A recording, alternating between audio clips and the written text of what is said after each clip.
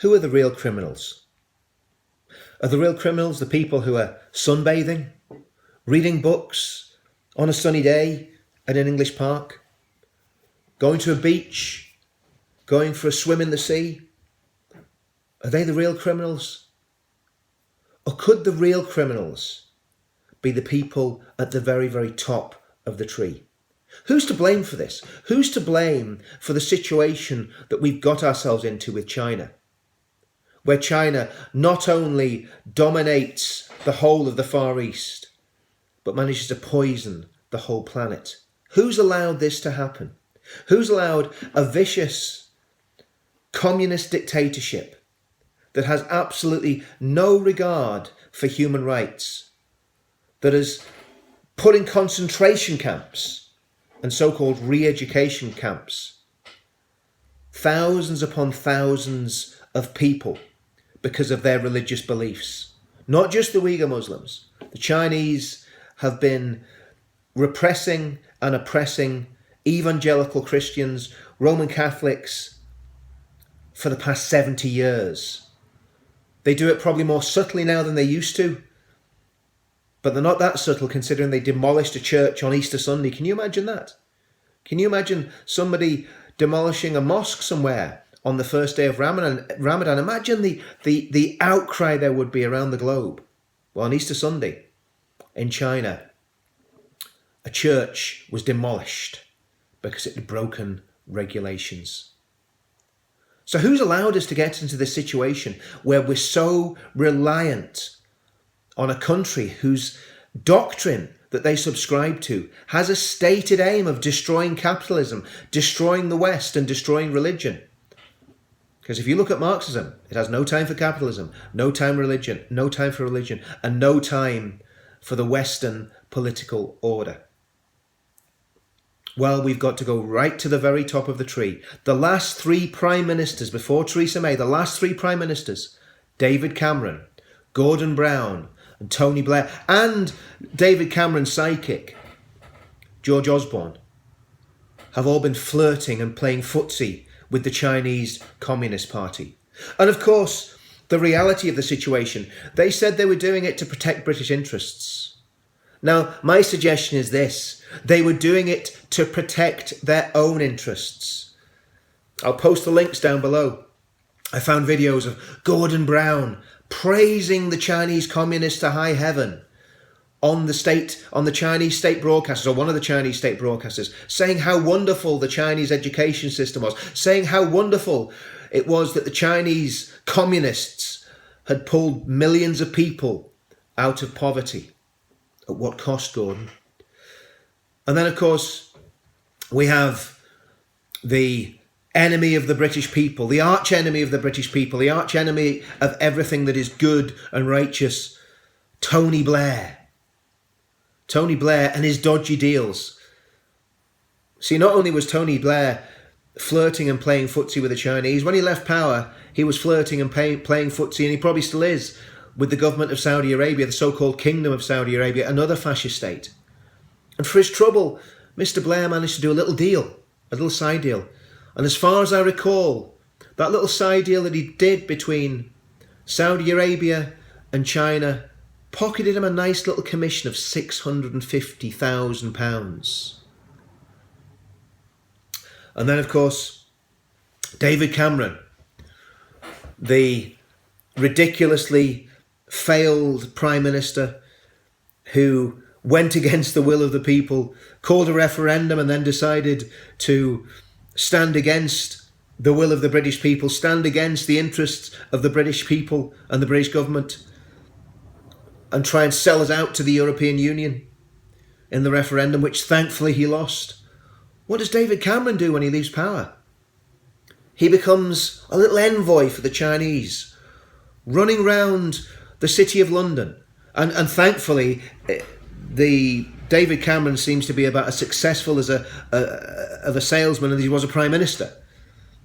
He's been running around for the past 2 years trying to get people in the City of London, private investors, to invest in what's called the Belt and Road project, which wants the Chinese to build super fast trains and super fast motorways to get people from China into Europe and to get people from Europe into China, people and goods. Trying to get billions upon billions of pounds. Was he doing that for nothing? Was he doing that for the good of his own health? Was he doing it for the good of the British people? He says he was. No. He was doing it for filthy lucre's sake. Now, thankfully, even the greedy investment bankers in the City of London didn't buy into his dodgy deal with the Chinese, and it seems to have totally floundered. So hopefully a big fat commission check won't be coming. But if he'd have closed the deal, you can absolutely guarantee that he would become a multi-millionaire from doing that. Well, he's a multi-millionaire already. And then the smarmy, sickening George Osborne. Do you remember the images of George Osborne after the Brexit vote when he stood behind that podium to steady the City of London, to steady the nerves in the City of London? He looked like he was going to vomit into a bucket. His knees were knocking together. He was pale. He was sweating. And as soon as he made his speech, it really boosted the market so much that they fell off a cliff. Well, the very same George Osborne not only loved the EU, but he loved the Chinese Communist Party as well. Stood under the red flag on many an occasion, trumpeting what a great age of Chinese-British relations was going to make us all so prosperous. How's that worked out for you, George? Well, it worked out very well for you, George, didn't it?